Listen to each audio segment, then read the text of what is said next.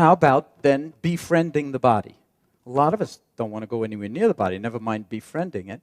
And as, some comedians like to joke, I'm sort of okay for up here, but here I only visit on occasion when the conditions are right, second chakra, whatever it is. But, a lot of the time we don't actually integrate into our bodies.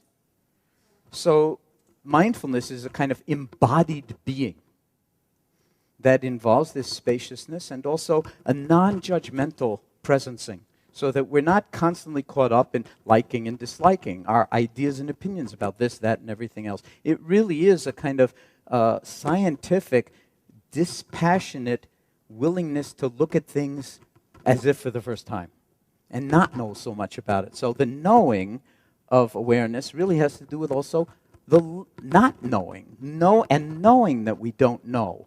That is what most scientists hope to cultivate, because it's only when you reach the limits of what you know that you might have a snowball's chance in hell of moving into the domain of the not knowing and contribute something that has never been seen or felt or measured or realized before.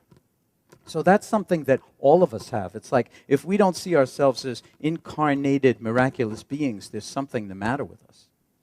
Because there's so much more right with us than wrong with us, no matter what's wrong with us, and that's what we tell our patients.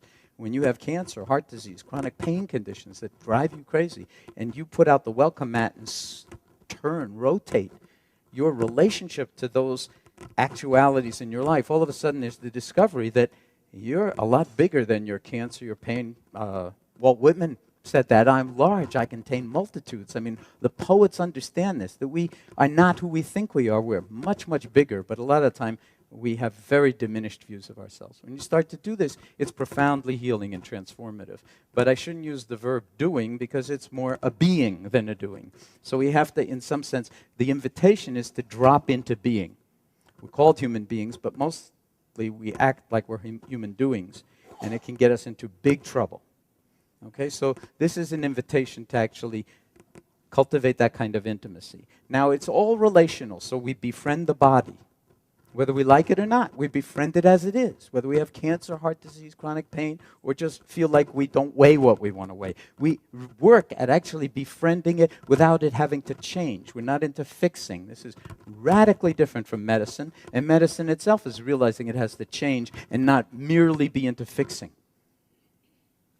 But to actually, healing is very, very different from fixing. It's, in a sense, allowing the system, the organism, to come to terms with the way things are. And then it rotates very often, and things change in profoundly meaningful ways. Meaningful ways that no one could ever sort of tell you about. You have to discover or uncover them yourself through your own willingness to engage